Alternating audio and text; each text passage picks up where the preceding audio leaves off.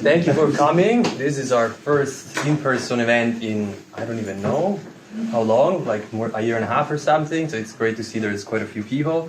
And we have a really, this is just a really exciting event. We have all the authors of two papers that have been really, I think, highly debated in the last year since they came out. And so today they're going to have a debate, and we'll try to see, and hopefully they're gonna like try to find some differences or some agreements between their viewpoints. We'll see. We don't know.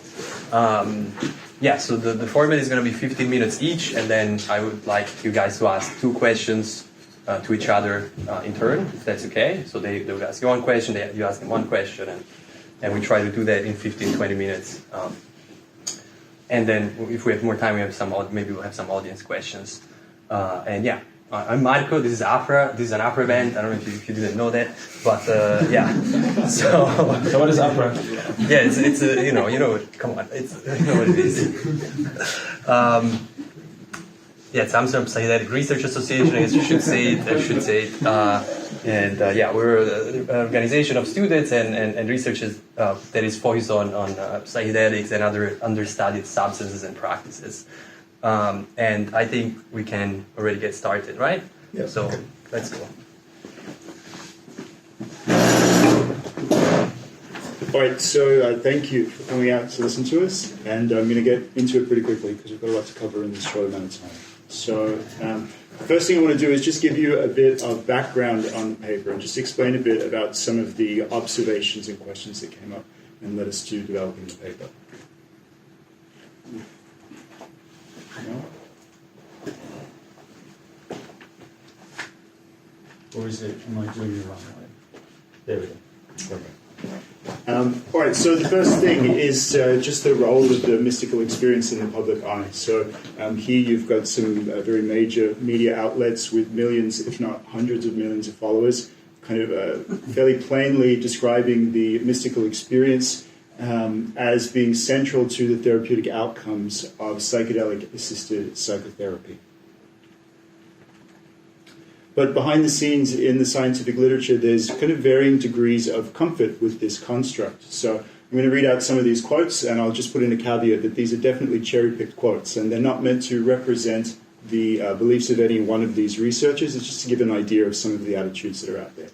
So first we have Griffiths, who says that his study suggests that most people have the capacity for mystical experiences under appropriate conditions, and therefore such experiences are biologically normal. Then we have Johnson saying that mystical experience sounds a little woo-woo, but it is in fact a validated psychological construct. I find this interesting because he's acknowledging some of this discomfort, but then assuring us that it is integrated into science. Then on the other side of the fence, Roseman says that the term mystical is particularly problematic as it suggests associations with the supernatural that may be obstructive or even antithetical to scientific method and progress. And then finally, we have Carhart, Harris, and Friston, who say that in experiencing such information overload, the psychedelic initiate may reach for bizarre beliefs or poorly understood platitudes in an effort to explain away his or her felt uncertainty, an escapist defense dressed up as a spiritual awakening. Now, I personally find this last one a little condescending, but I think there's still some interesting ideas here to unpack. So this brings the questions. Does it matter if scientific constructs sound woo-woo? And why do some researchers measure constructs that others deem antithetical to scientific method and progress? And if mystical beliefs can be considered as an escapist defense, is it problematic to offer questionnaires that arguably prime this defense? So at some point we have to define what a mystical experience is, and there are many different ways to do that.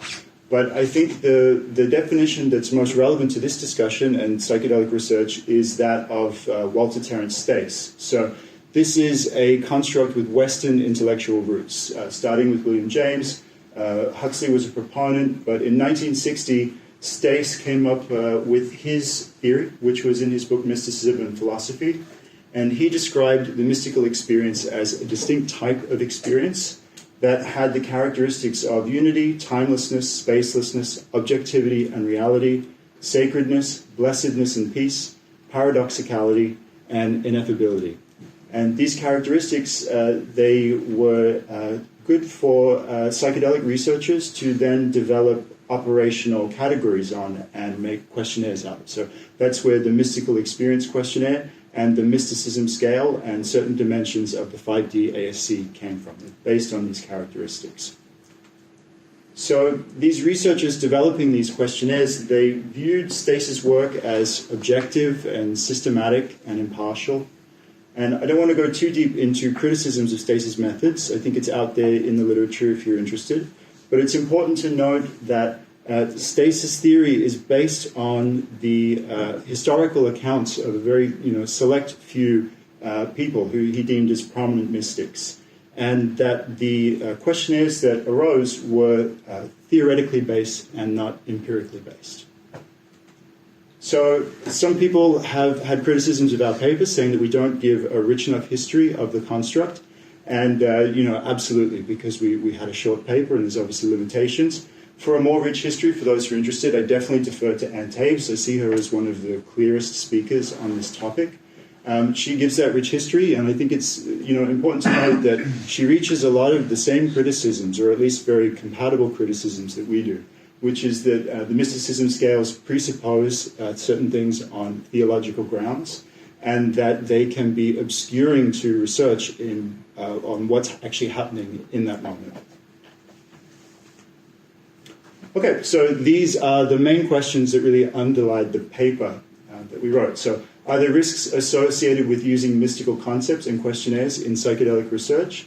And could there be benefits of moving past the mysticism framework? And I'll pass to you, Sean. Thanks. All right. So in essence, I'd like to go over the main few points that we make in the paper because they'll be useful to discuss later on. It should work. Yeah.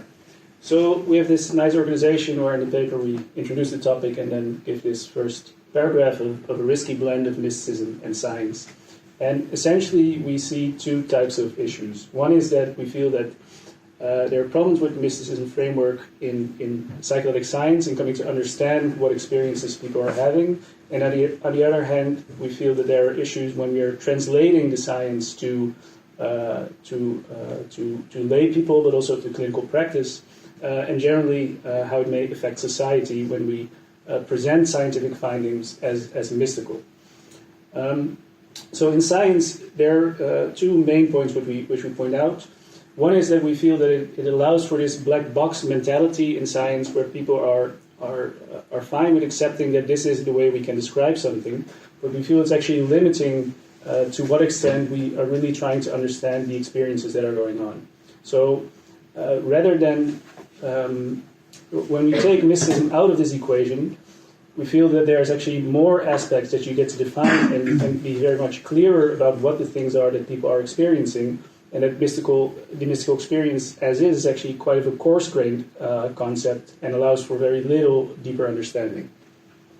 The other issue that is what we assume to be prevalent, we of course don't know this by heart, but it might be the case that because we are providing people with this framework to understand their experiences in, this may be the way they start using words and they start formulating their ideas about what's going on.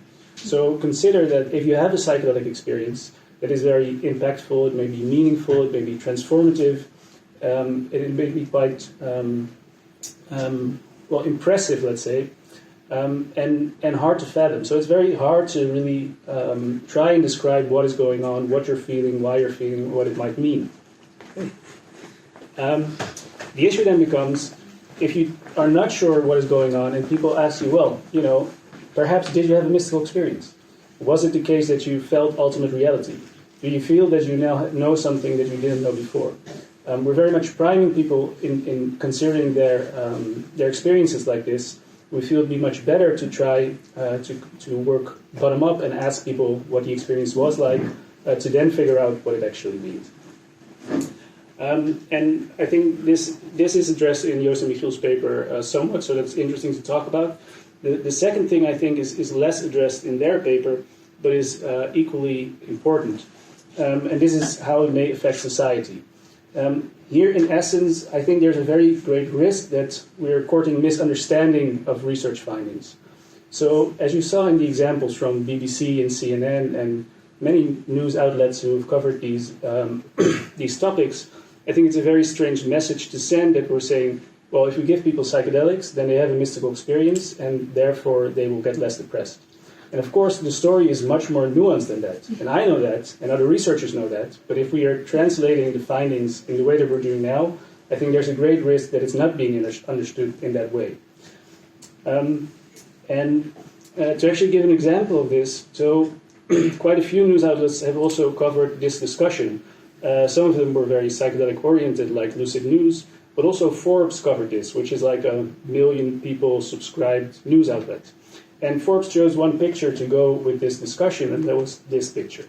And it's just to point out that this is what people associate with mysticism. So even if it would be the case that mysticism is a good construct, regardless of the terminology, which of course we also don't agree with, but suppose that is the case, even then the translation is still very, very problematic, and we should really address this, I think. All right, so then if these are the issues, what should we then do? So we feel we should demystify these concepts, to make them clearer, to make them more concrete, and to really separate out what is going on with better terminology. So, as mentioned, I don't think that just changing the terminology will do it, because of the issues that James already talked about with how the mysticism experience questionnaire, for example, came to be. But changing the terminology is definitely one thing that should happen.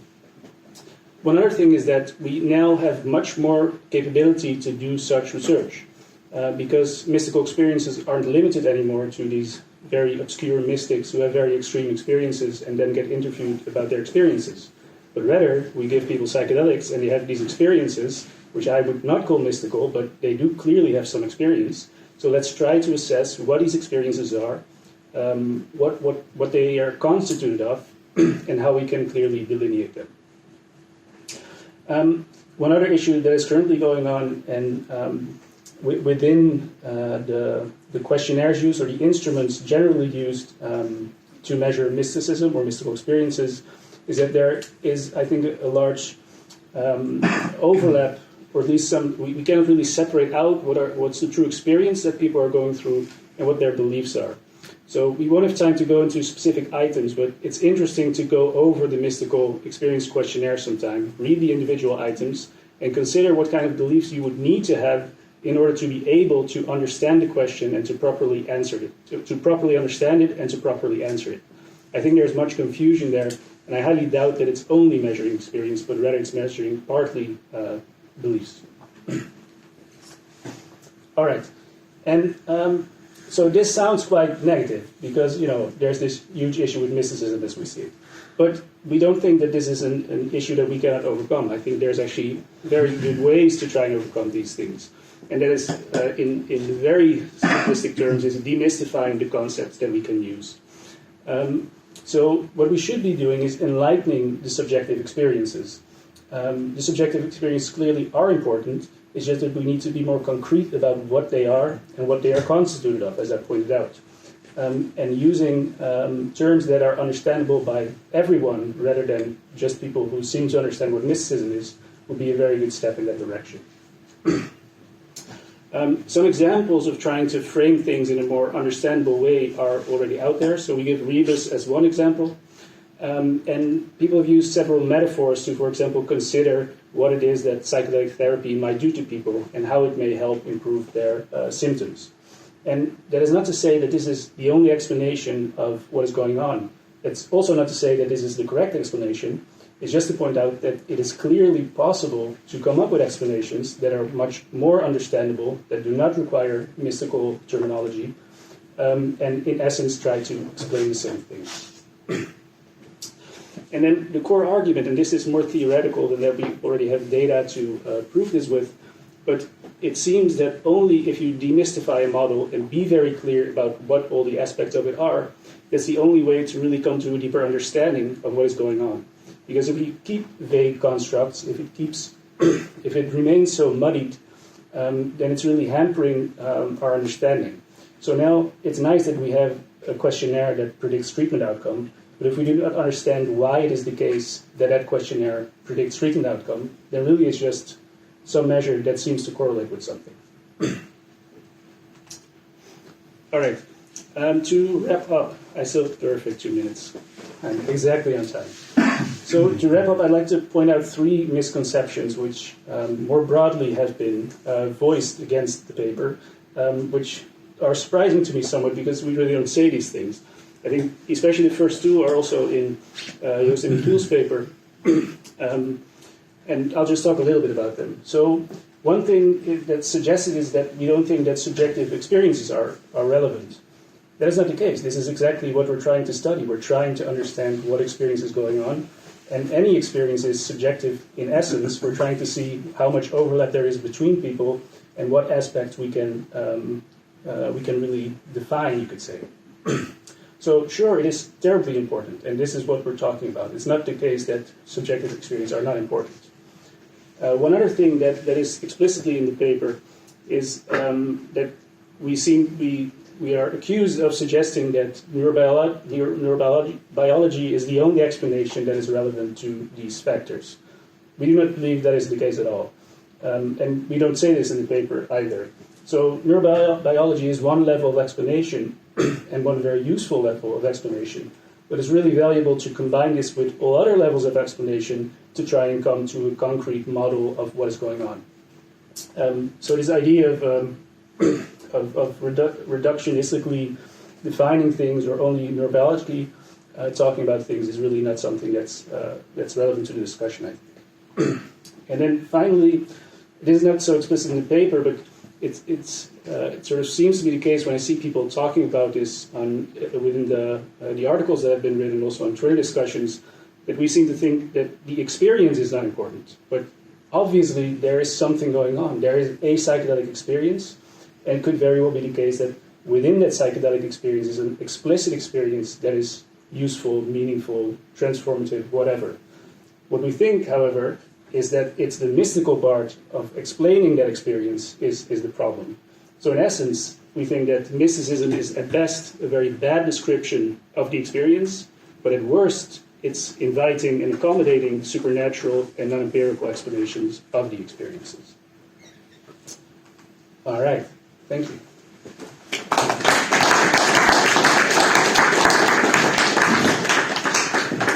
right.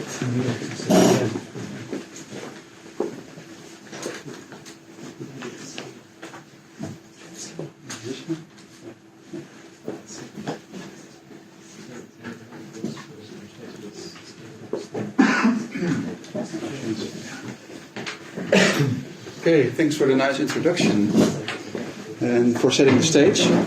And thanks for all being here. So, Joost and me wrote a response to the paper. And we didn't write a response in order to get an additional paper published or because we were playing a language game. So we wrote the paper because we are seriously concerned about what you proposed there. And because we really believe there's something at stake here. And that's also why I think it's important to have this discussion.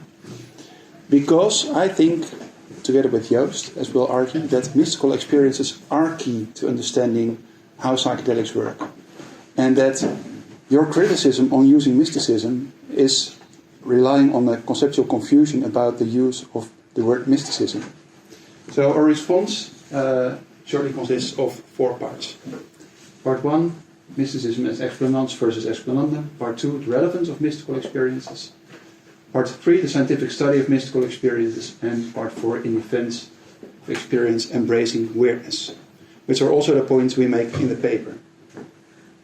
So regarding the first point, what I think is really going on here is a confusion between using mystical experience and mysticism as the explanandum, that what needs to be explained, or explanans, the explanatory framework. And you often seem to presuppose that whenever you use the word mystical, it's referring to something woo-woo, something fuzzy, something supernatural. But it is unmistakable that under many circumstances, different psychedelics yield experiences that people deem mystical, and that this is what needs to be explained. So that is what needs to be explained, and then how you go about explaining that is the next question, but that doesn't imply a mystical framework and supernatural concepts. And in the paper we draw a parallel with research on supernatural experiences. And there's a lot of research and also a lot of philosophy in religion going on, trying to come up with explanations of supernatural experiences, both supernatural explanations, so in the work of Alvin Plantinga, for instance, where the conflict really lies. So he argues that a naturalistic explanation of voice-hearing experiences of God doesn't work, or naturalistic explanations. But that is the explanant, or how you actually explain what is to be explained. And this is where I think the paper is confused, that you conflate mystical experiences with a mystical framework. Now there's also a couple of other points. You argue that another problem of the use of the word mysticism is that it primes people to interpret their experiences in a mystical way. But everything we know about psychedelics shows that this will always be the case. Like set and setting are an integral part of the psychedelic experience. And you can never disentangle the context or the mindset or the framework with which people come to a psychedelic experience. So even if you would offer them the rebus model, for instance, this is also providing them with a metaphor or a lens that will affect their experience. Like people might expect to be shaken up, or they might expect their priors to be loosened, which is exactly running in the same problem as you're critiquing with a mystical framework. And then it turns out that if you offer this mystical framework, it is actually of high benefit to many people, for patients who are treated from depression. So I argue that a bottom-up approach doesn't work. Like you cannot only look at the psychedelic experience itself, because there is no such thing as a psychedelic experience. It's always context-bound, and it's impossible to separate context from the experience. I also don't agree with your critique on the early work of Stace, that it is not empirically based. Indeed, Stace mostly founded his work on philosophy, but there's a long tradition of research in mysticism that he builds on as well, and also his work has been followed up by rigorous empirical work by Ralph Hood and others, who has developed the empirical mysticism scale to actually measure the construct and test for its validity and its generalizability cross-culturally. And of course, there's the recurring problem that if we invoke a mysticism framework or try to explain psychedelic experiences by using the word mysticism, that people might have these stereotypical associations. But that is a problem that we can counter. This is just a problem of the stereotypes that people have with mysticism, and that means that as scientists we have serious work to do to show that we can actually do serious scientific research on this and counter the stereotypes of a guru sitting on a mountain with a long beard who is a mystic by doing proper scientific work. And this is already being done and goes back and has a long history, as Joost will point out. Yes, thank you, Phil, for getting into some of these points already. So yeah, the relevance, I'll say a few words about the relevance of using mystical experiences as a framework. So what happens often when people take psychedelics, you ingest, administer a psychedelic, people have an experience, and then there's all kinds of therapeutic or personal outcomes, benefits sometimes. People have psychedelic experiences. And the problem, indeed, is that what goes on is a black box. The psychedelic experience, to a degree, is a black box. Subjective experience is a black box. Mystical experiences are a black box, and consciousness itself is a black box. As outsiders, we can never penetrate the subjective experience that people have. But there's a long history of the scientific study of mystical experiences. As you rightly pointed out, that starts with William James. And William James's, one of his seminal works is called The Varieties of Religious Experience. And the subtitle is A Study in Human Nature. So William James was really interested in human experiences. And he did this by systematically and categorically studying different types of religious experiences, of which he thought the mystical experience was the key element. And James, he was a pragmatist and an empiricist, and in doing his phenomenological study of religious experiences, he directly tried to counter the prevalent medical materialism of his time. He was quite a funny philosopher, a psychologist of religion as well. And to illustrate the absurdity of using biological explanations for subjective experiences, he said that Paul's visions, explaining them away as the result of an epileptic episode, are meaningless. And the same for James, who himself was quite a pessimist personally. He was quite an optimist philosophically. The way he put it is, William's melancholy about the universe, which he was really talking about himself, is due to bad digestion. Probably his liver is torpid. So mystical experiences, they're not a theoretical definition. They're based on a phenomenological description. James, in doing his work studying mystics cross-culturally, he came up with 4 core elements. James alluded to this as well.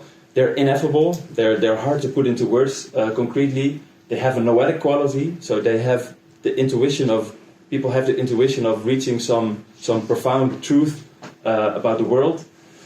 They have a transient nature. They're fleeting. They're passing, and they occur passively. They overcome. They happen to you. You cannot induce them spontaneously. This is obviously not what happens in the case of mystical experiences induced by psychedelics. So moving on to the use of psychedelics to induce mystical type experiences in the 1960s, the famous Marsh Chapel experiment, the Good Friday experiment, was the first study to experimentally show that psychedelics can reliably induce experiences that are indistinguishable from naturally occurring mystical experiences. And the researchers that conducted these studies, they added a few elements that were also already shown, in addition to the ineffability and the paradoxicality, so the inherent paradoxes that people need to resort to in describing their experiences.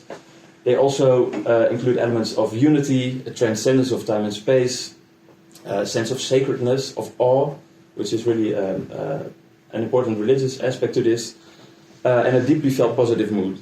And I think it's important to underscore that people themselves describe these experiences as having some religious import.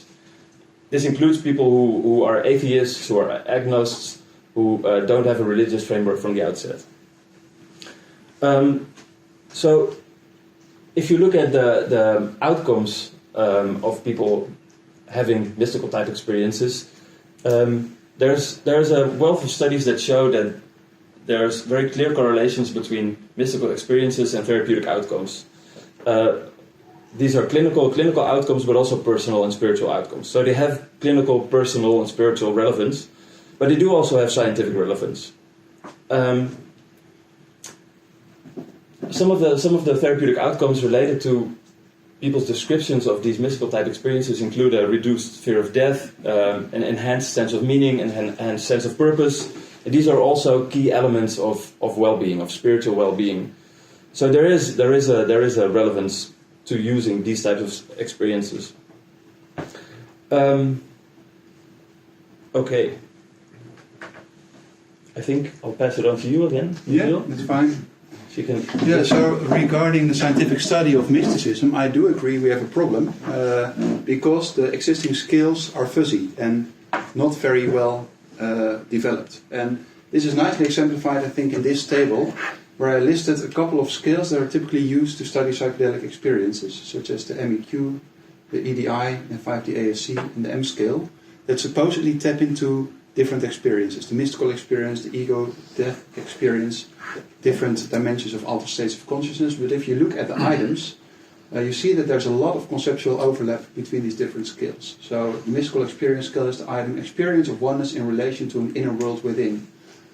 The EDI has I felt at one with the universe. The 5D-ASC, everything seemed to unify into a oneness. I have had an experience in which I realized the oneness of myself with all things. I feel that on a higher level, all of us share a common bond. Many of these items are actually quite similar. And then if you, of course, administer these scales, then it is not very surprising that they overlap, they strongly correlate, but this is called the common method problem, or the common method bias. So, because there's overlap between the items that are supposedly tapping into different constructs, it is no surprise that the scales also are correlated. So, there's a lot of conceptual confusion about how actually to properly measure these different aspects of experiences. But rather than throwing mystical experiences away, I think a more useful approach would be a pluralistic approach and a network-based approach. So all these approaches strongly hinge on the idea that by administering these skills, you tap into a latent construct that we call mystical experiences. But a lesson we learned in psychopathology is that that line of thinking is not really suitable for capturing, for instance, depression. Like you can think about depression as a latent construct that you can tap into by asking about, do you have sleeping problems? Are you irritable? Are you, do you have a negative self-esteem? But in practice, we know that all these different symptoms interact. And probably the same applies to these type of experiences. And by doing so, by getting away from this latent construct approach and thinking more in terms of symptoms that can occur in experiences, we can actually disentangle these different types of experiences so that we can call one cluster of symptoms, such as, for instance, extreme experiences of unity and extreme experiences of ineffability as mystical. But there might also be some experiences that are more on the religious side, and you can try to disentangle those. And there might be some items that overlap, and that might be common to both mystical and religious experiences. So I think this is an approach that might, but through an iterative process, lead to a better characterization of what we actually mean with key symptoms of mystical experiences. And then one more note on doing research on mysticism. I think what we need is nor a neurobiological approach, also nor only a phenomenological approach, but a pluralistic approach. So in the end, we know that psychedelics set into motion such a cascade of different processes at the pharmacological level.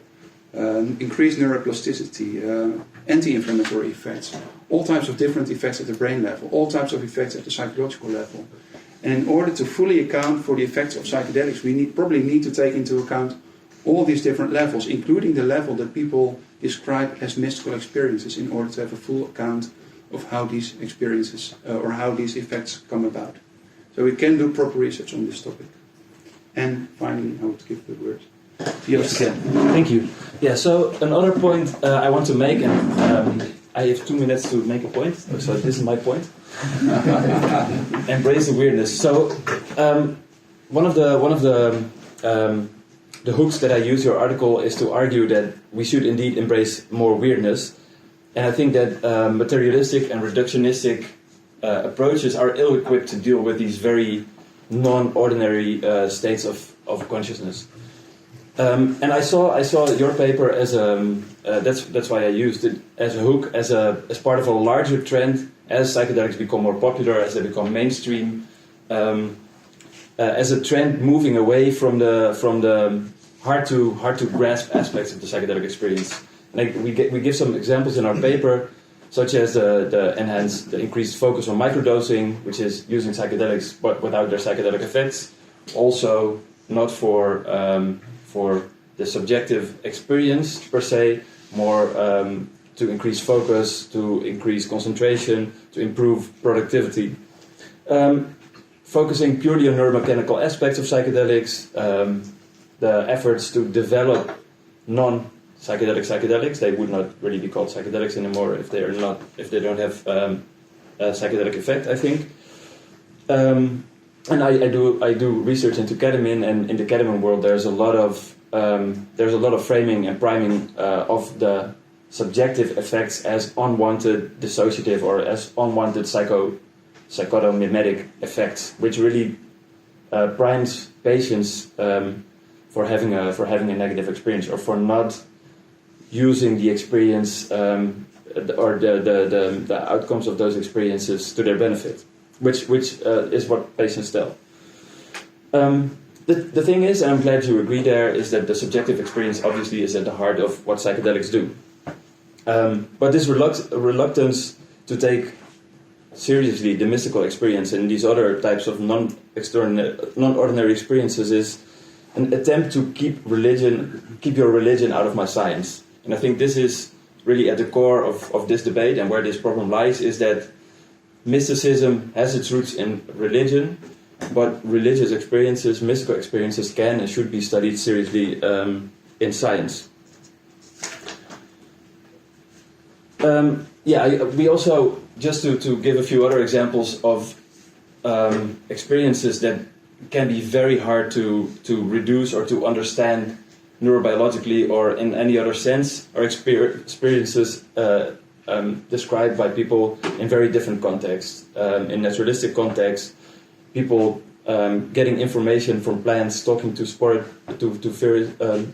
forest spirits, to ancestors, people using magic and poison darts under the under the influence of ayahuasca.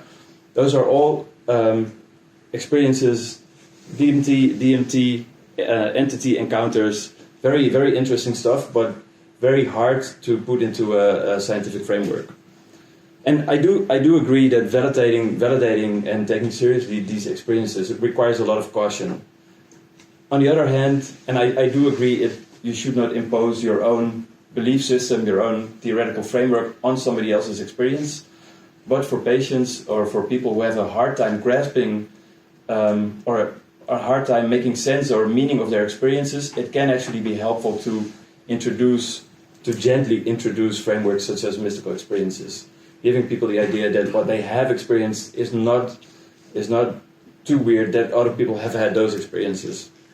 But in the end, I think the most important conclusion is what Michiel also already said. I think we need a pluralistic approach, and that mystical experiences as a mediator or as an explanation of the efficacy of psychedelics is but one side of the die. So there are multiple explanations that overlap, that sometimes are distinct, but they all need to be studied seriously and at the same time.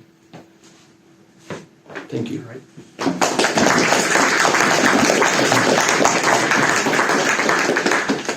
right. Thank you for the presentations. I think in the next part, I would like each of you of these two groups to ask the other one question, and then we can do a rebuttal after that. So, I guess you guys can go first with the questions, since you also, yeah? Does that make sense? Sounds good. Yeah. Okay. Sure. So I don't know if this is going to come out as a question. It might come out as more of a statement, but let's see. It'll be a topic to discuss. There's a question mark? I'll do an upward inflection. We'll see if that helps. You have claimed that we're confused between the explanans and the explananda. But I find this confusing in itself because, really what we have talked about in our paper is a criticism of the map that's being used and not the territory.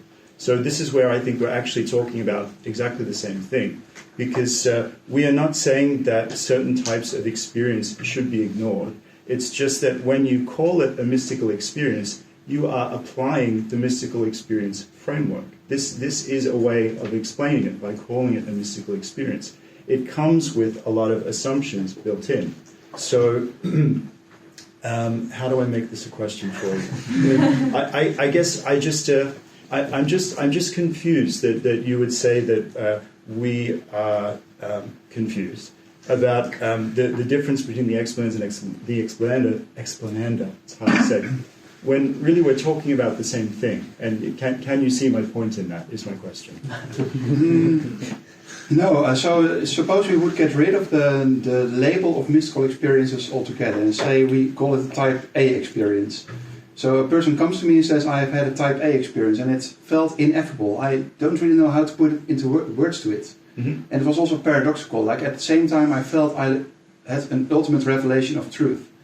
Then irrespective of like how we label that, so that is the type A experience, that is what needs to be explained. And then how you're going about explaining that doesn't imply that that person at that moment really had an experience of ultimate reality or of truth, of paradoxicality, but we need an explanation of the fact that many people report those type of experiences, irrespective of the label that we apply to them. And that doesn't mean that in our explanation of type A experiences we have to infer that this experience referred to something real or referred to an ultimate reality. And that's where I think you conflate the explanans with the explanandum. That studying mystical experiences doesn't imply that you have to adhere to a mystical worldview, so to say.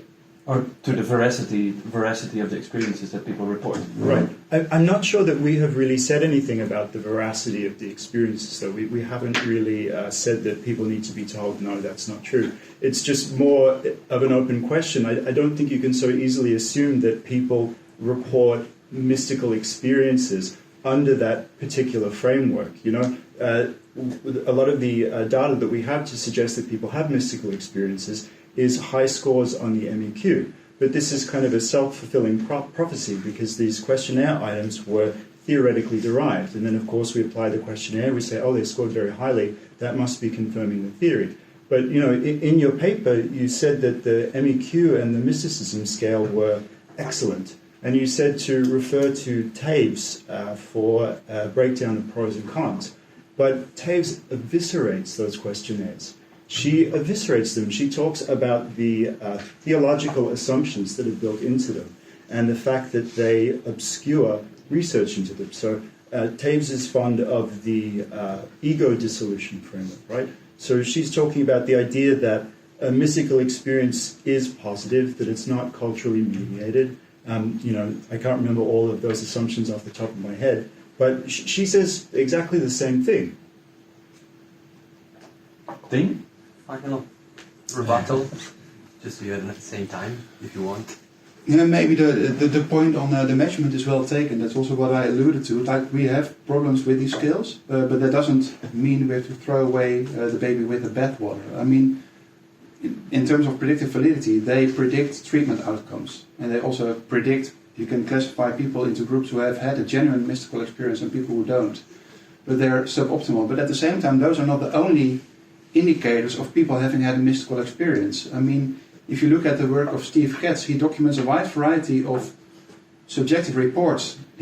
At that time there wasn't even a mysticism scale, but he documents the varieties of reports that people gave of mystical experiences. And some people talked about this as a union with God, other people talked about it as a sense of sacredness, etc. So it's not only the case that all this research is based on just these skills, but there's also this rich tradition in anthropology, religious studies as well, that documents that people, irrespective of the time and culture, have reported experiences that appear remarkably similar, and that calls into question, like, how can we scientifically account for these experiences, irrespective of all the problems with the measurement and the critique on using scales and the conceptual overlap, etc. Yeah, I think there's a lot of valid criticisms of using mystical experiences scales, and because they measure a type of mystical experiences. If you go back and look at the first papers in the early 2000s that were published, they were called mystical type experiences. So I do agree that they're a type of mystical experience. But where I don't agree is that you say that they are theoretically based, because they are based on, as Michiel just said, on the experiences, on the reports of experiences that people have had, and based on the similarities that are described therein. And I mean, I do think it would be worthwhile actually to do another discussion on a critical dissection of mystical type experiences. But I do think that they, as Michiel also said, they are a valid construct, and they can help make sense of the commonalities of the experiences that people describe. Mm-hmm. Yeah, I mean, I don't know if I'm allowed to say. Otherwise, I would sorry. Can you guys ask them a question? It's okay if it comes out as a statement. I like a very practical question. Even if somehow this were so, say you want to demystify psychedelic science, get rid of the concept of mystical experiences within psychedelic science. Realistically, how feasible? How would you practically think? How would you deal with these experiences that people report? What would such a project look like? So, to start with, as we mentioned, is some, at least, bottom-up research in trying to figure out what it is that people actually report during their psychedelic experience or after their psychedelic experiences. So, the issue is, I think, or one issue is that when people have these experiences, they find it very hard to put it into words, which I don't think is ineffable. I think it's just very hard to put into words. I think it's pessimistic to think it can't be put into words. I think we're just not there yet. I think we'll get there eventually. Then, when people have such a hard time putting it into words, then we need to figure out, okay, what are at least the things that are common there? What are the things that are going on, and what are the things that at least they are getting to? So that's one way to go about it. Another thing is to come up with more broadly what type of experiences do people have in general, and try to ask them about all those experiences rather than specifically about the one that we assume that they'll be having under their psychedelic experiences. Those are, I think, the two most straightforward ways to start off with. And I'd like to point out one more thing, which relates a little bit to the earlier question or discussion, is that when we try to differentiate between the experience itself and the way that we are trying to describe the experience, I think that we agree with each other that there's some experience going on. Then when we're trying to describe this experience, I feel that all questionnaires, basically all the items in the questionnaires, at least in the mystical skills, I mean, the deeply felt positive mood I'm fine with, but the mystical items are vague. I do not know what people mean when they describe an item like, I had certainty of an encounter with ultimate reality. I don't know what that means. So I can't really answer that question.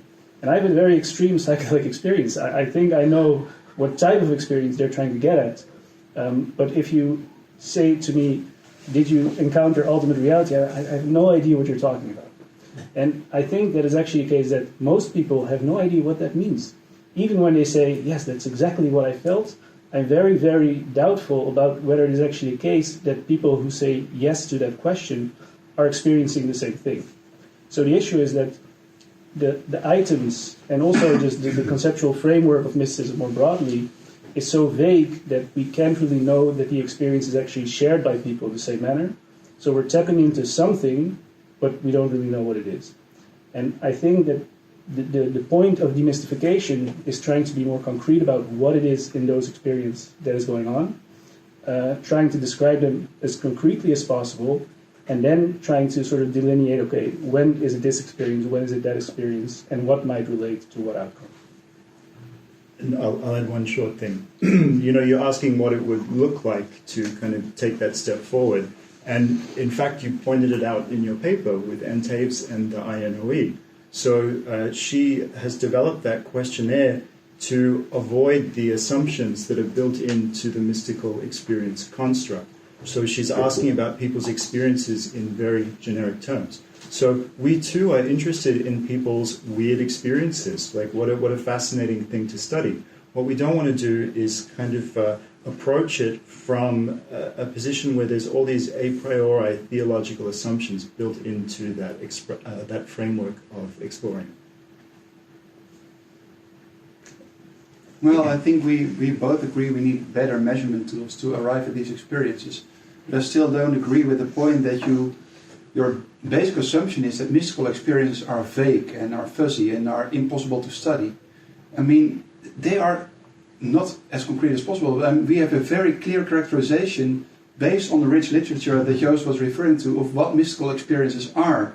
They are ineffable, they are paradoxical, people have insight, people can only approximate this using metaphors, but there's a recurring experience across all times and cultures, and that is not vague, that is very concrete, and that has led many scholars to presume that there's a common core to these experiences.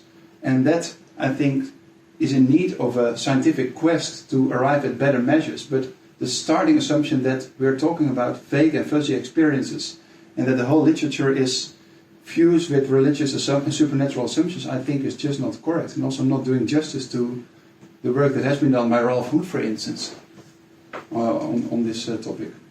I think to come back to the example that you provided, you would probably have scored 1 on the question, did you experience an encounter with an ultimate reality? But in reality, you do see people responding to that question, even if it's a non-concrete, put in broad, non-concrete terms. When people say, yes, definitely, I've had an experience where I encountered an ultimate reality. However they define that to themselves. For some people, it's God. For some people, it's the love undercurrent in the universe. And I mean, they're all to a degree, they're all metaphors, right? They're all ways to put into language experiences that are, by their very nature, but this is what people say, they are impossible to put into words. So you resort to metaphors to make sense of these experiences and to come to a characterization of these common elements in this class of experience that people have. It's nice that you give this example where people have different interpretations of the same question. That is the point. If you're assuming that because they're giving the answer to the same answer to a vague question, you're assuming that they're coming from the same experience. I'm arguing there's many underlying experiences that may be very different, and maybe some are similar. I don't know. But the question might be tapping into 10 different experiences, depending on who is answering the question. So there's this conflation between what people understand the question to mean and the experience you're actually trying to grasp at. And so one way to combat this is to start off with, when you have a questionnaire, you can ask people, like before even testing the psychometrics of the questionnaire, is just asking people, what do you understand this question means? Just ask them and qualitatively assess, do people understand what I meant with this question? And if it is the case that you get very variable answers, then it's very doubtful if the question will give you robust results, even if it correlates nicely to other things. So we can't just take sort of some statistical properties of a questionnaire and then assume that it is a meaningful measure of something. So to give one more example of this, I could devise a questionnaire with very vague questions, which are not theoretically based nor empirically based. I just come up with 1,000 questions like that. I give them to 1,000 people. I see what correlates, and I devise a questionnaire. And then I would get a beautiful questionnaire with, let's say, I don't know, maybe 30 items, like the MEQ 30. And then it would correlate nicely in some subscales if I like. And I could give them to 1,000 more people, and I would show, well, see, it's a very consistent and reliable questionnaire. And I might even be able to correlate it to some other stuff in the real world. But that doesn't mean that my questionnaire is measuring something meaningful. There it's really dependable on, or it really depends on what is the theory, what is the experience, and how does it relate to each other. And this connection from experience to measurement, I think, is flawed in the mysticism framework. And perhaps to concede a little bit, Okay, it is. Josh, sorry, I had to. Can I concede to one thing? That's good, that's for them. So to concede a little bit, it is likely, I think, that some things in the mysticism scales might assess something meaningful, because some things are, I guess, more interpretable. So if we think about a concept like unity, I think that's probably more relatable to people, and probably they have a similar sense to what it means. So, for example, that I would imagine might be a true measurement of something. But truly, in the way we're doing it right now, we just don't know. And remaining in this mode of thinking, I think, will not really get us anywhere further. You guys have a few more minutes because they talked more, so you have like 3 minutes. No, perfect. And so we can ramble on. Well, yeah, I think what stands out to me is that the discussion is so much focused on the MEQ and the mysticism, because the way, the potential shortcomings. And of course, there's problems with using scales and self-report measures to get experiences in general. But that does not only apply to the mysticism scale, but it's a general problem in psychological research. How do you arrive at a subjective experience? And there's a very nice study actually showing that if you connect people to a fake lie detector and you give them scales like the self-transcendence scale or the daily spiritual experience scale, that people who are attached to a fake lie detector, so they think they are being monitored if they report accurately, tend to score lower on these scales than people who are not connected to a lie detector. So there's a social desirability, or like the social expectations that people bring in when answering these questions that of course come into play, but that is not unique to the mystical experience scale, but that applies to all self-report measures.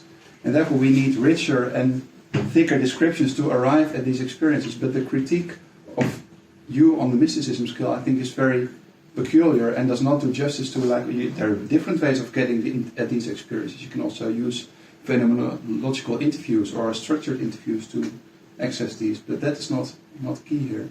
But I would also be curious how you would respond to the concern about set and setting that was raised. So people will always bring an interpretative framework to their psychedelic experience, be it mystical, be it religious, be it atheist, or whatever. So you cannot avoid that you're somehow always offering, either before or after in the way you're measuring, an interpretative lens through which people view this experience. So that is inescapable. And in that sense, why would it be problematic to offer them a mystical framework if that seems to work well for many people? Because of the many problems with the framework itself. You know, it's presented as a scientific framework, but it is not scientific. And I think this is kind of the main thing that we were really trying to get at, is that it's not about the scientific framework being better than any other framework. And it's not about people in their personal lives being driven away from religion and towards science, because it really doesn't matter. It's up to people to individually decide what works for them when they're making meaning in their life and of their experiences. But what we wrote our paper about is the fact that this framework is being touted as scientific when it's not. You know, there's just too many glaring issues with the theory underlying it for it to truly be a scientific framework. It's loaded with theological assumptions.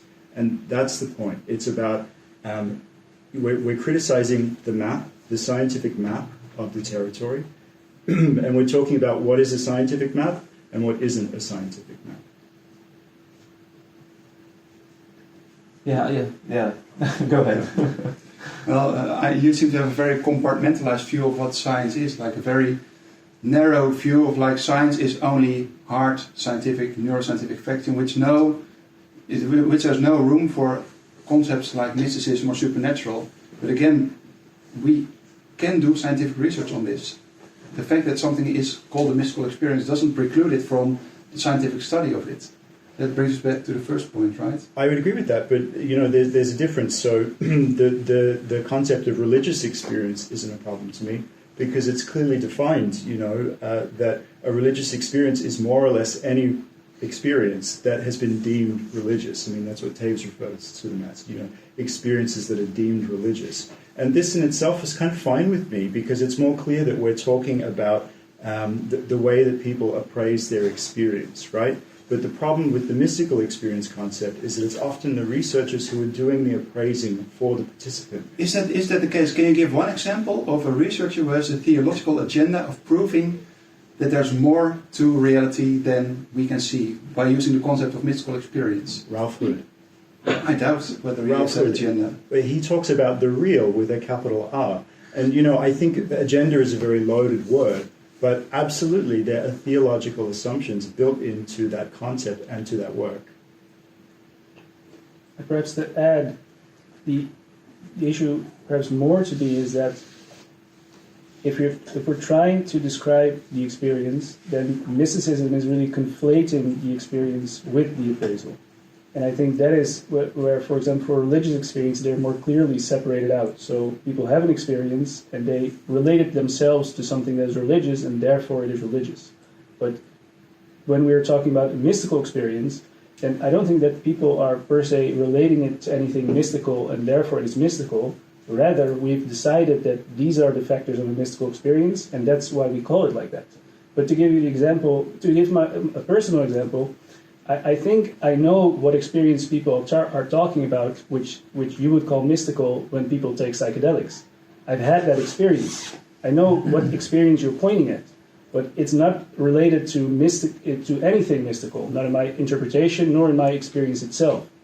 And I feel the risk of putting the mystical into the psychedelic experience is on the one hand, you're assuming that this relation somewhere exists or that it's relevant to the experience, and on the other hand, you're making it to be what's the phrasing? Well, I'll leave it at the first point. I'll rephrase later, maybe.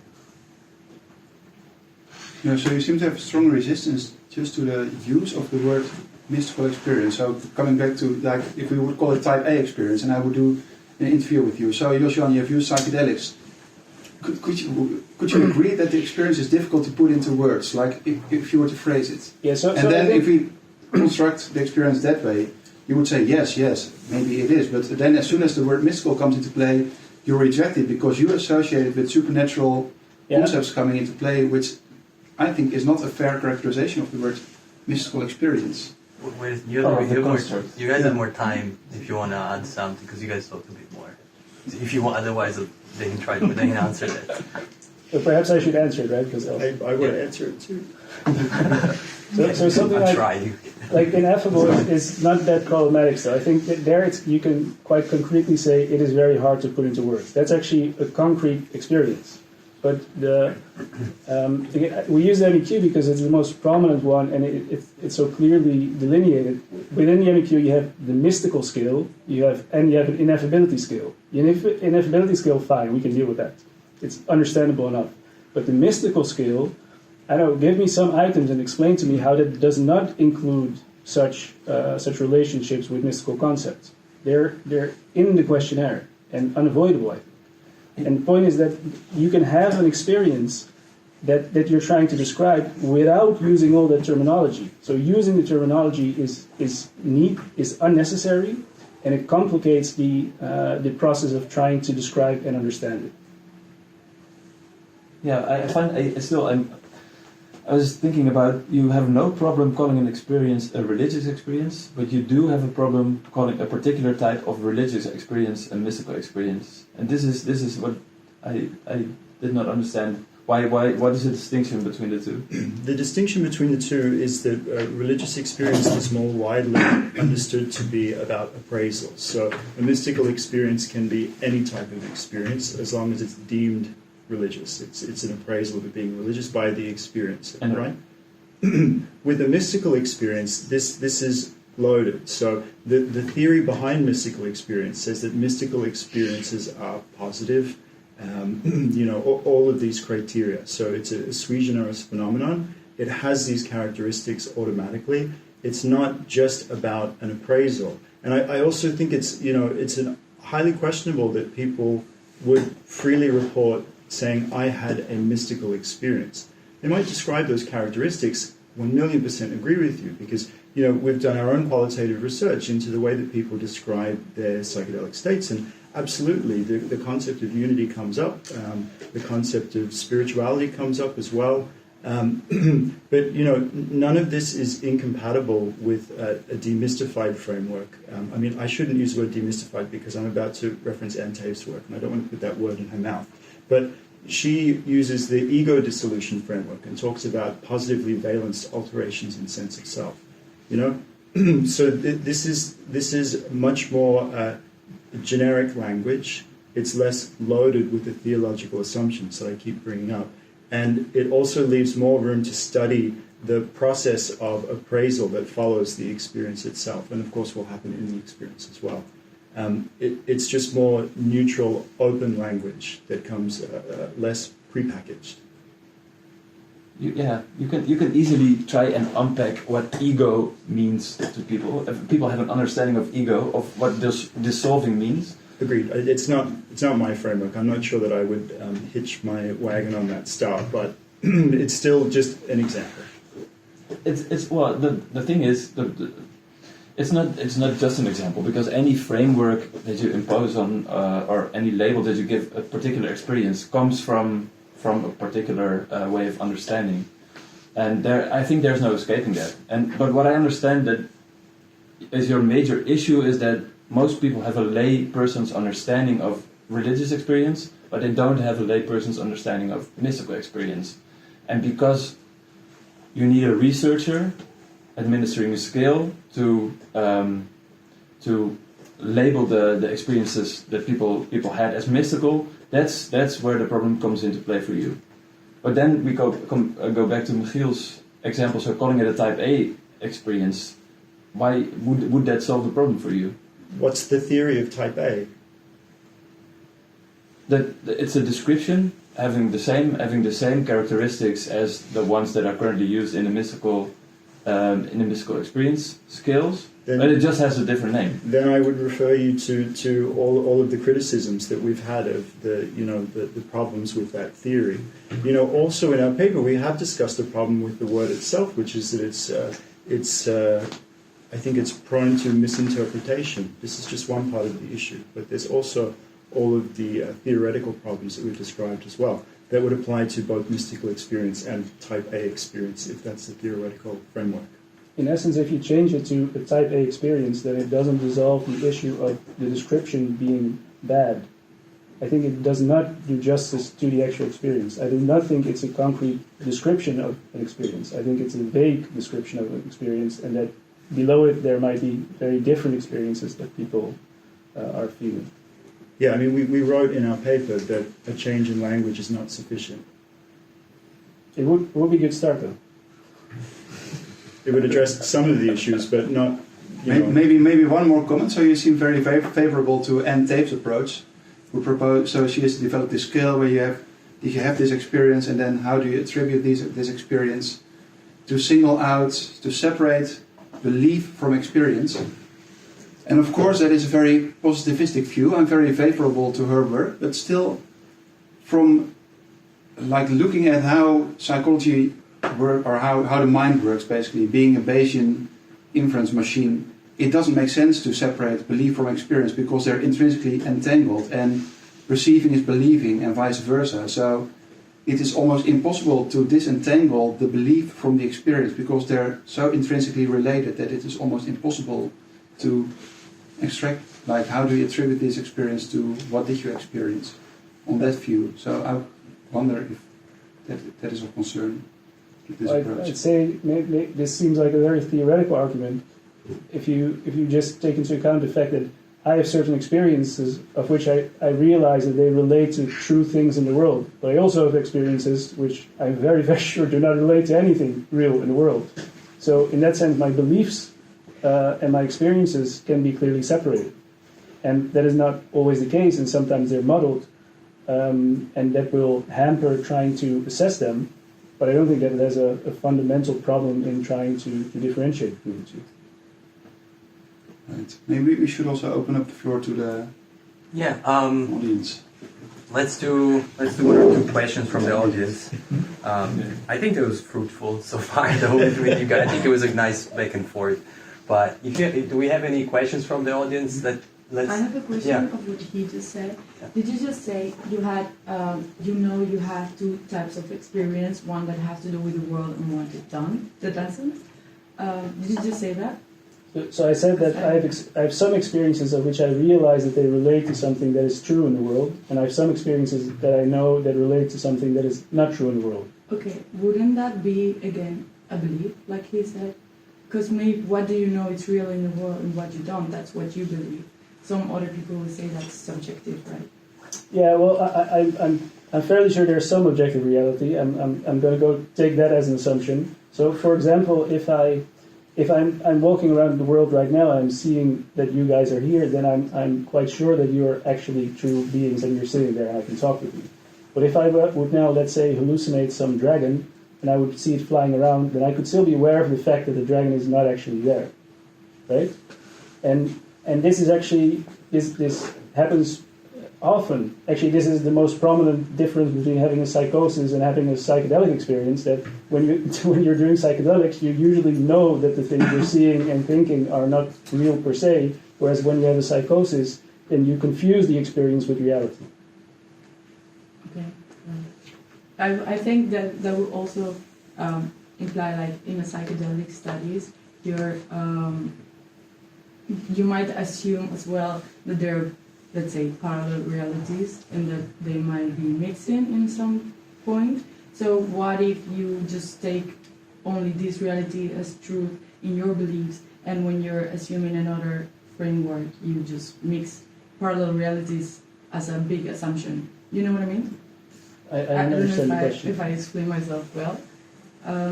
So, for example, let's say in some Asiatic cultures where they believe that spirits are also wandering in the same reality as this one, and then they might say something that you believe is not true.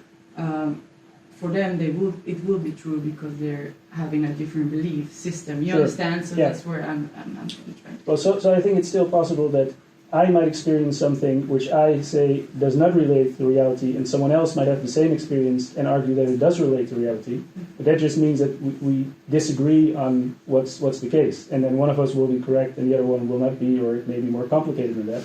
But the point of the argument was, I think, that it's still possible to separate out the experience and the belief. And that's not always the case, but principally it's the case. Yeah, that's my point, trying to make, like, maybe it's not that easy to separate. Oh no, it's clearly hard, or it may be hard in some instances. I agree there, yeah. Thank you. Do we have a question maybe for Michiel and Jos? No? Yeah? Well, a general Okay. question, but can it not coexist? Like, can you not at the same time acknowledge that there is a pattern in how people experience and report these, that, like, at the same time this, and then on the other hand, still understand what you said, that there's underlying mechanisms, of course, driving this, and that there's other ways of defining them conceptually. Like, can you not have?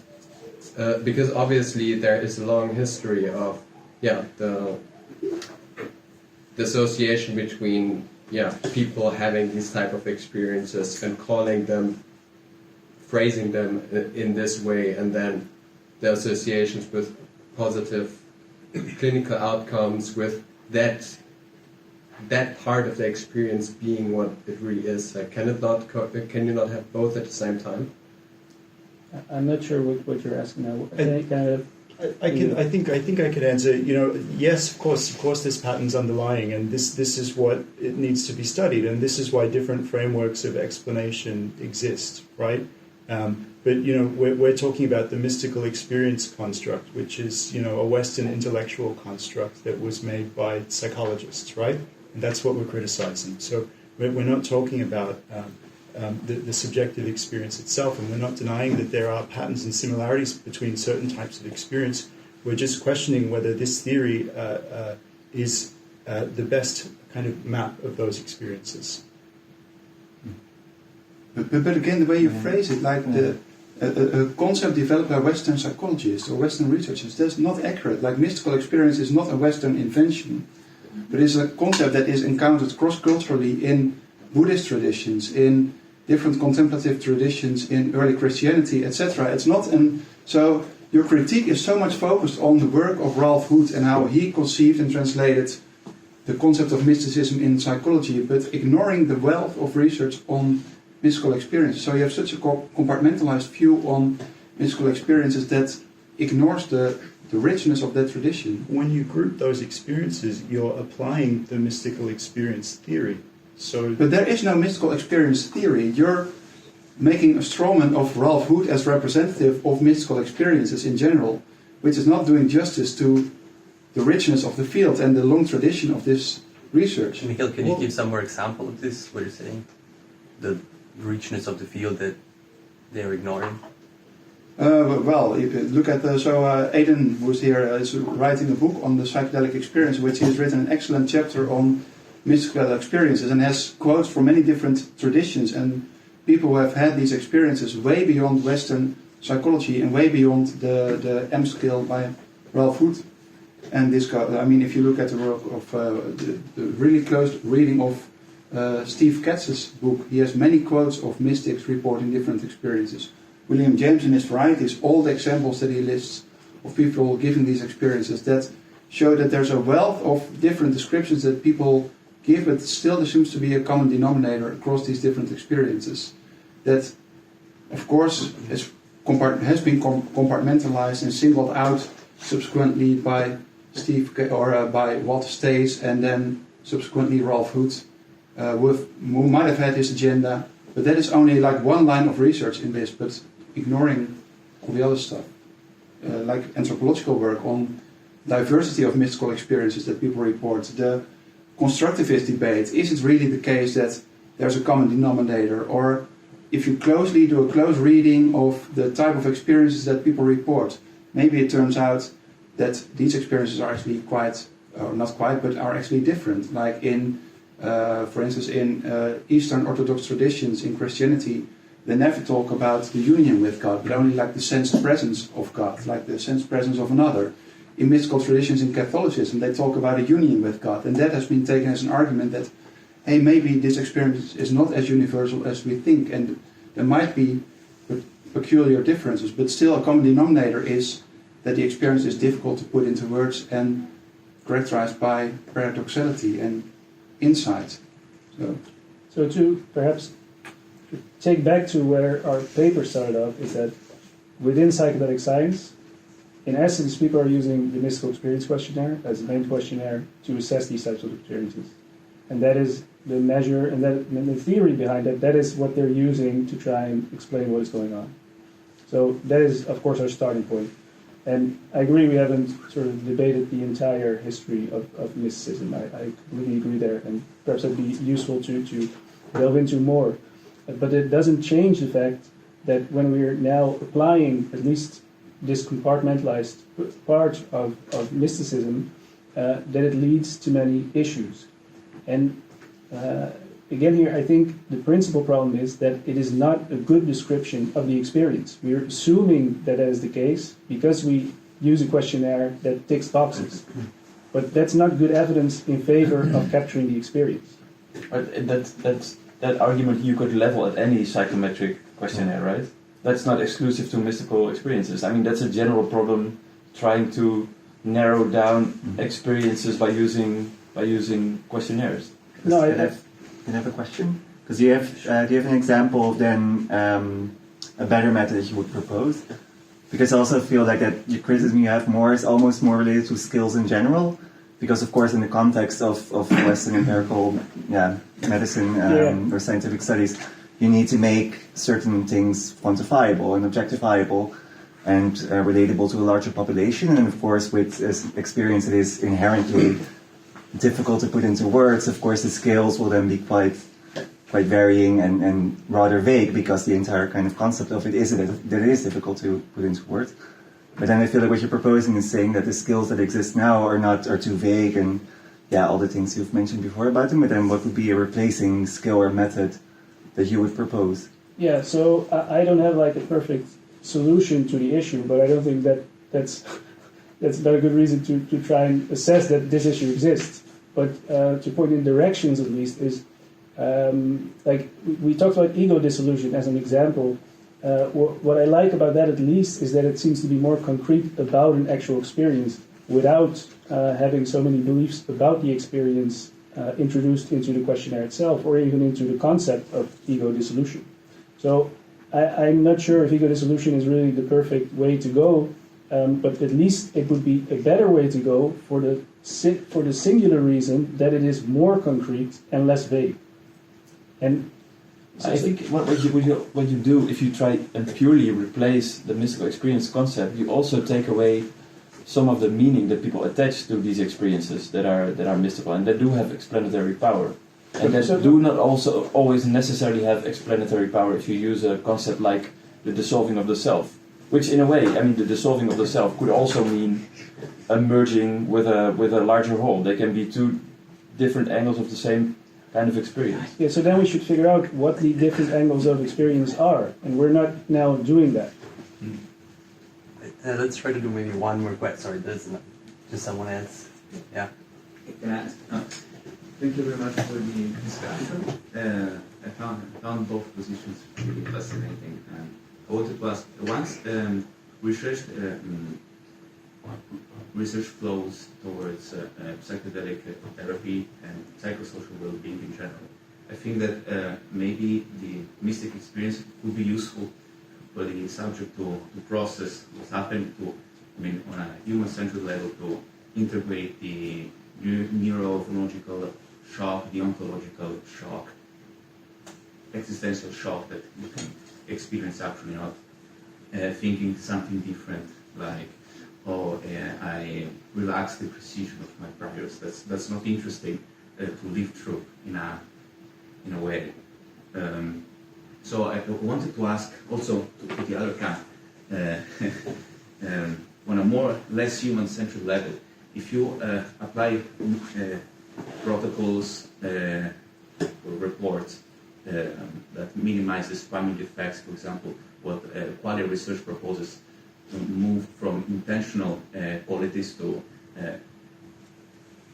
phenomenal qualities. So not, I feel disembodied, I feel unity, transpersonal connectedness, but ask, could you describe the brightness of the visual field, the dimensionality of the experience, the fractality of the experience, the frequency of the pattern observed, or something like that? But I think this also involves a risk. I was going to ask you this. Once you ask these kind of questions, you also need to train the subject to answer these questions, because while the mystical experience is more accessible because you still use words, so like metaphors that can approximate the experience. But once you want more precision and more granularity, then also the range of people that can actually answer to that drops. So how to find better scales and better protocols to report the psychedelic experience. Maybe not that everybody can describe the fractality of what they said, so they just say, I saw Jesus, even though Jesus appeared in a geometrical space. That was actually the reason why the experience had this super high valence, etc. So that's my personal thinking. That was a lot. Thank you. I'm familiar with Quality Research Institute, so I know what you're talking about. So, can you sum that up in one very brief question for me? It's like a dual-use research. One, like more practical, human-centered one, psychedelic research, in which the mystical experience, all the different scales that have been developed, have really good use. And another aspect of psychedelic research, less human-centered, more like theoretical or fundamental, in which we don't need mystical experience anymore. But then you need to have subjects that can describe with really high detail what their experience is. Because transcendental experience is really low detail. But then not everybody can describe the geometry of their experience. So I don't know if I can completely answer your question, but I could just bring up, the validation method that Yoshan's already mentioned, and is of course related to Anne Taves as well. So she's validating her questionnaire items by asking people to paraphrase back exactly what's being asked of them.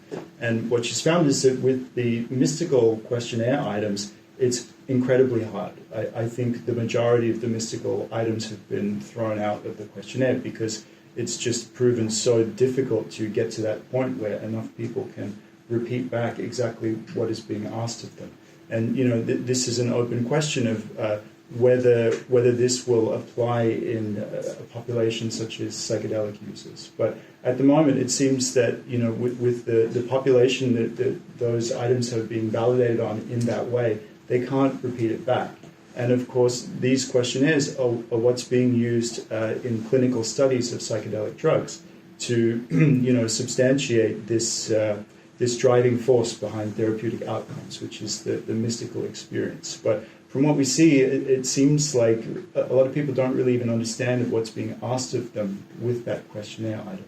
So I don't know if that answers your question, but it at least relates to this idea of people and their understanding of what's being asked of them and how that relates to their experience. Yeah, because I guess that's the central problem, because if you always need someone that actually you ask and someone has to answer it. So yeah, the problem is how to answer and how to avoid any priming. Yeah, I mean, to the point that you were making before, I agree that it's really impossible to avoid some sort of influence. It's always going to be there, but it's just a matter of choosing where we want to influence, like what theory we want to use when we happen to be influencing people. I think in that respect, transparency is really important. I think absolutely you should not impose any theological or ontological framework onto somebody's experience. But if you need frameworks, and those can be very helpful, especially as you said on a personal level in a therapeutic context, then being transparent and very cautious about what you're offering someone, I think that can be done. But it requires a lot of gentleness and a lot of caution. And I agree with that to a certain extent, and that's why what we're mainly talking about in our paper is not necessarily the superiority of any one framework over the other. It's just really clearly defining what is a scientific framework and what is not. Last question? Yeah. Yeah, so I was wondering, you keep talking about like a theological framework underlying mystical experiences, right? But we also know that there are so many different belief systems or different religious practices that also have come to this mystical experience. So that's actually coming from a diverse cultural group or religious group, or however you would say, theological belief diversity. And they all kind of have similar mystical type of experiences. And so I'm basically wondering, what are you saying is the theological framework of a mystical experience, actually. And and also like what's the concern with that framework if you have one? So the theological framework that's underlying it is the perennialist theory, is that there is this one distinct type of experience that's a sui generis phenomenon that underlies the world's religions, right? So, this in itself is a big theological assumption that this particular type of experience exists. And, the other assumptions, I can't name all of them, but, it's just this idea that this experience is inherently positive. It's just, I have to remember back to the list of assumptions. I'm sorry. But I would just say that I would defer to Anne Taves again, because she has this list of theological assumptions. And the main one is just this perennialist idea that there is this type of experience that exists as a distinct type of experience, and that it is separate to this process of having an experience and then appraising it, right? So the theological assumption is that the appraisal is built into the experience as well, right? The theological assumption is that the appraisal is built into the experience. So I'm not sure what you mean by that. Okay. So if a mystical experience is positively valenced, it is ineffable, it features unity, it is religious and sacred, all of these things. Religious was not part of it, right? Sacred. Sacred. Yeah. This is an assumption in itself, right? A theological assumption.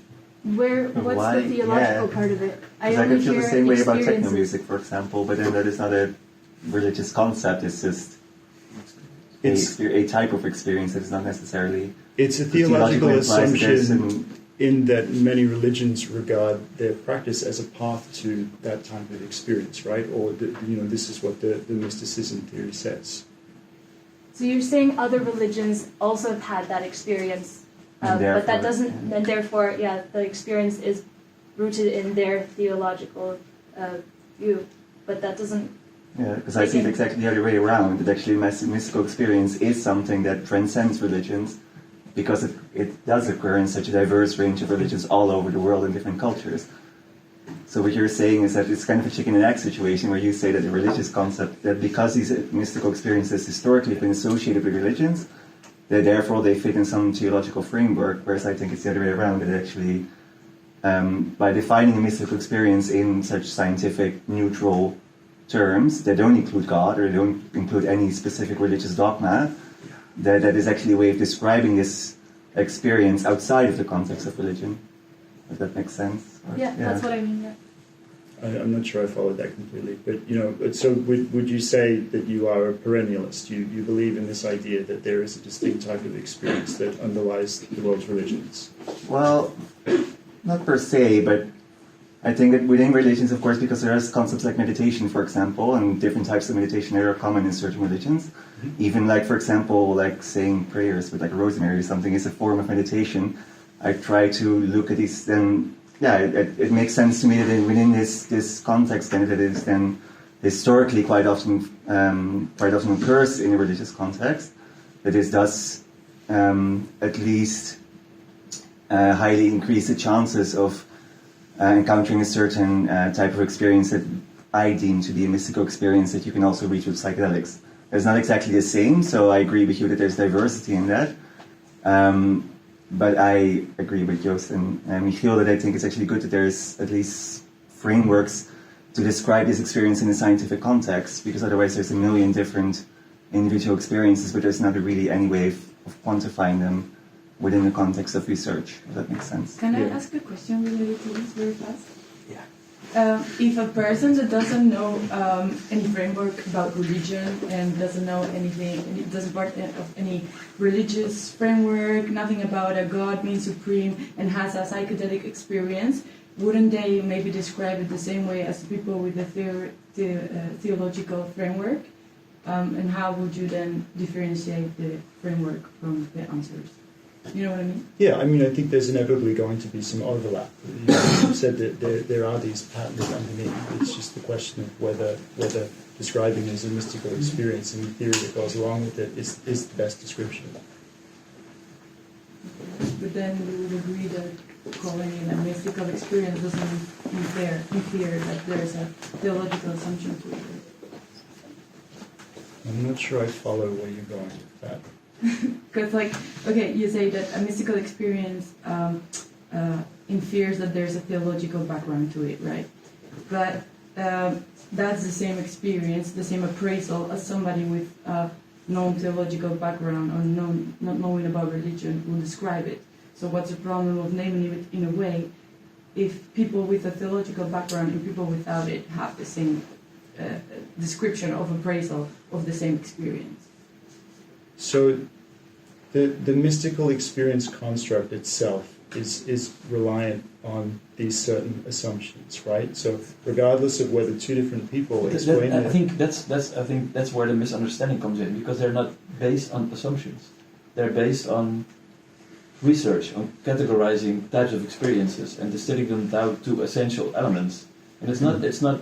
And I'm just starting to realize that one of your points is that by using the MEQ, that researchers are perpetuating the idea of perennialism, which I don't think is true. I don't think you need to be a perennialist to assume that mystical experiences are common and they occur cross-culturally. That doesn't mean that your position then becomes, okay, that means that mystical experiences are the core of the foundation of every world's religion, which is like a core idea of the perennial philosophy. But I think that's at least that's not how I'm now understanding your position in terms of the theological assumptions or the underpinnings of the mystical experience construct. I think we should try to wrap it up. So if we have some final remarks from both. Just that's part of what we spoke about, but we also had a lot of other criticisms as well. I must say, it's for not me just about personally, perennialism. I think the theological assumptions are probably the least interesting part of this entire discussion. I don't think this is really, like, either they're there, if they're not, it doesn't really matter to the main points, I think, or it's not so important. Again, I keep reiterating the same point, but my main issue is that they do not give an apt description of the experience. They give a very coarse-grained thing. At least I'm guessing that they're measuring something that is going on, but I think it's quite variable what is underlying there, and we don't know what it is actually measuring. And we need to be more precise with the measurement, and that is not happening right now because we're assuming that those factors are the ones we should measure. So I guess one way to go about it to help the mystical theory would be to try and be more concrete about what the mystical experience then is. I already think that the mystical experience itself is not well defined. I don't think that a sense that like the list of factors of which it now exists of, I don't think that has a coherent list of experiences. I don't know. I don't know what these experiences are, and I think that that researchers are now assuming that they understand what they are, or that they think they're understanding what they are, and they're assuming other people understand what they are. But I really don't think people really understand what the experience means. And unless we get clear what they are, it will be very hard to measure them. And if we want to get back to the theological assumptions, my mental blank is over now, and I have to save myself. I had a brain thought, but a really big one is that the mystical experience is an access to what is really real. So Ralph Hood uses this concept of the real with a capital R, and this is a theological assumption. Well, no, it's the idea, it's the experience that there's something ultimately real, but that doesn't mean that you actually believe that it's real. It's just the real is like characterized with a capital R, but it's not. If I can try to. So I'll try to stop after that. So we have a psychedelic experience, which is very variable and varies so much between people. And then we're trying to capture some experience that exists within the psychedelic experience. So let's assume that this experience exists. I don't know if we have very good evidence for this, but it's definitely a good hypothesis, and there's at least some evidence in favor of this. So let's assume that this particular experience within the psychedelic experience exists.